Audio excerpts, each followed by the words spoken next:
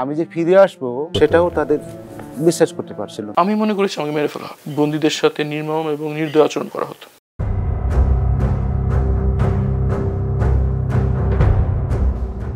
বাংলাদেশে আয়নাঘর নামটা আজও এক অদৃশ্য আতঙ্কের প্রতীক। শেখ হাসিনার রাজত্বকালে নিদর্শন আয়নাঘর ঠিক কোথায় তা না জানলেও সবাই এর অস্তিত্বের কথা জানত, যেখানে নিয়ে যাওয়া হতো রাষ্ট্রবিরোধী হিসেবে সন্দেহভাজন রাজনৈতিক প্রতিপক্ষ, সামরিক কর্মকর্তা কিংবা সাধারণ নাগরিকদের। তার সাথে বাড়তি ছিল বিভিন্ন বাহিনীর অপহরণ, গুম, নির্যাতন ও ক্রসফায়ার। ভাগ্য গুণে আটকদের মধ্যে কেউ কেউ ফিরে এলেও অনেকে আর কখনোই ফিরে আসেননি। হিউম্যান রাইটস ওয়াচ ও অ্যামনেস্টি ইন্টারন্যাশনালের মতো আন্তর্জাতিক মানবাধিকার সংস্থা এবং রয়টার্স ও আল জাজিরার মতো গণমাধ্যম আয়নাঘরের অস্তিত্বের প্রমাণ তুলে ধরে। তবে সরকারি সংস্থাগুলো বারবার অস্বীকার করেছে আয়নাঘরের অস্তিত্ব। বাংলাদেশে এরকম বহু ধরনের আয়নাঘরের বন্দী ছাত্র জনতা ক্রোধে ফুঁসে ওঠে। যে ক্রোধ রূপ নেয় গণ অভ্যুত্থানে, সে অভ্যুত্থান ঠেকাতে বিভিন্ন বাহিনী ও সংস্থা ছাত্র জনতার ওপর মুড়ি মুড়কি ছিটানোর মতো করে গুলি চালাতে থাকে। শেখ হাসিনা সরকারের পতনের পর অবশেষে বেরিয়ে আসে সেই গোপন অধ্যায় আয়নাঘর। মুক্তি পাওয়া বেশ কয়েকজন সাবেক বন্দী গণমাধ্যমে তাদের ভয়াবহ অভিজ্ঞতার কথা তুলে ধরেছেন। আমরা ভিতর থেকে তো বুঝতে পারতাম না বাইরে কি দিন আর রাত। দীর্ঘ 8 বছর আমার চোখ বাঁধা ছিল। বন্দীদের সাথে নির্মম এবং নির্দয় আচরণ করা হতো, এবং সেটা এমনভাবে করা হতো যেন তারা একটি মৃত্যুচ্চ খারাপ এক অভিজ্ঞতার মধ্যে তারা যায়। আমি মনে করেছি আমাকে মেরে ফেলা হয়। আমি যে ফিরে আসবো সেটাও তাদের বিশ্বাস করতে পারছিল। বললো যে তোমাকে এখনই এই 240 ভোল্টেজের যে বিদ্যুৎ দিয়ে তোমাকে আমরা পুড়ে ফেলবো। তারপরে একজন লোক আমাকে এমনভাবে জোরে বাড়ি মেরেছে, আমার মনে হয় মানবটা ভেঙে গেছে এরকম অবস্থা। নির্যাতিত ও স্বজন হারাদের অভিযোগ খতিয়ে দেখতে অন্তর্বর্তী সরকার গঠন করে গুম কমিশন। সেখানকার কর্মকর্তারা অনুসন্ধানের ভিত্তিতে এসব অপরাধের জন্য র্যাব, পুলিশ, সেনা গোয়েন্দা সংস্থা, ডিজিএফআই সহ বিভিন্ন সংস্থাকে দায়ী বলে চিহ্নিত করে। এসব অপরাধের বিচারে গঠিত আন্তর্জাতিক অপরাধ ট্রাইব্যুনালে দায়ের করা হয় মামলা।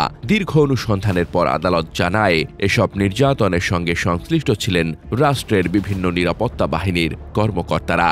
র্যাপিড অ্যাকশন ব্যাটালিয়ন এবং ডিজিএফআই এর বিভিন্ন পর্যায়ের বেশ কিছু অফিসার যারা আসামি হিসেবে আছেন তাদেরকে আমরা অন্তর্ভুক্ত করেছি। এই আসামিদের বিরুদ্ধে অভিযোগ কগনাইজেন্স নিয়েছেন এবং তাদের বিরুদ্ধে গ্রেফতারি পরোয়ানা ইস্যু করেছেন। মামলায় সেনা গোয়েন্দা সংস্থা ডিজিএফআই এর 5 সাবেক মহাপরিচালক সহ সেনাবাহিনীর উচ্চ পদস্থ কর্মকর্তাদেরও আসামি করেছে ট্রাইব্যুনাল। এই পরোয়ানাগুলো পাঠানো হয়েছে পুলিশের মহাপরিদর্শকের দপ্তর সহ সেনাবাহিনীর 12টি গুরুত্বপূর্ণ ইউনিটে।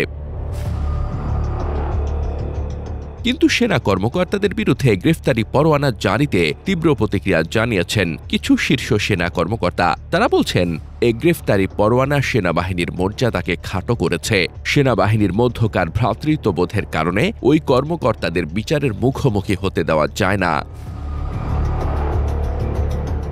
জবাবে আরেকটি পক্ষ বলছে, অভ্যুত্থানের পরপরই এনটিএমসির প্রধান মেজর জেনারেল জিয়াউল আহসানকে পদচ্যুত করে পুলিশের কাছে হস্তান্তর, কোনো জেনারেলকে জোর করে অবসরে পাঠানো কিংবা ব্রিগেডিয়ার জেনারেল আজমিকে চাকুরিচ্যুত করে দীর্ঘ সময় আয়নাঘরে বন্দী করে রাখা, বা যোগ্যতা থাকা সত্ত্বেও আওয়ামী লীগ সমর্থক না হওয়ায় অনেক কর্মকর্তা পদোন্নতি না পাওয়া সেনাবাহিনীর কোন ধরনের ভ্রাতৃত্ববোধের পরিচয় দেয়, নাকি এটা অপরাধের আড়াল করার চেষ্টা?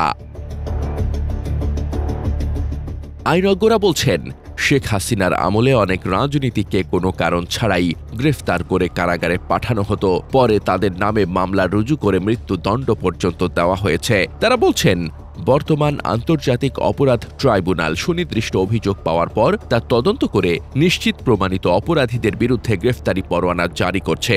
এরপরও তা নিয়ে প্রশ্ন তোলা রাষ্ট্র ও আইনের প্রতি অসম্মান দেখানোর শামিল। এদিকে সেনাবাহিনীকে কলঙ্কমুক্ত করতে মানবতা বিরোধী অপরাধে জড়িতদের বিচারের আওতায় আনার আহ্বান জানিয়েছেন জুলাই বিপ্লবের অন্যতম সংগঠক নাহিদ ইসলাম। তিনি তার ফেসবুক পোস্টে লিখেছেন, শেখ হাসিনার ফ্যাসিবাদী শাসনামলে রাষ্ট্রের প্রায় সকল প্রতিষ্ঠানই দলীয় স্বার্থে ব্যবহৃত হয়েছিল। এর প্রভাব সেনাবাহিনীতেও পড়েছিল, যেখানে র্যাব ও ডিজিএফআই এর কিছু কর্মকর্তা মানবতা বিরোধী অপরাধে জড়ান। তাই গুম ও নির্যাতনে জড়িত কর্মকর্তাদের বিচারের মুখোমুখি আনতেই হবে। এটি কোনো প্রাতিষ্ঠানিক ইগোর প্রশ্ন নয়, এটি রাষ্ট্র ও ন্যায় বিচারের প্রশ্ন। জুলাই আগস্টের গণঅভ্যুত্থানের পর বাংলাদেশের সংস্কার, বিচার ও পুনর্গঠনের নতুন এক অধ্যায় শুরু হয়েছে। কিন্তু সেই নতুনের সূচনাতেও কি আয়নাঘরের ছায়া এখনো তাড়া করে বেড়াবে রাষ্ট্রের বিবেককে?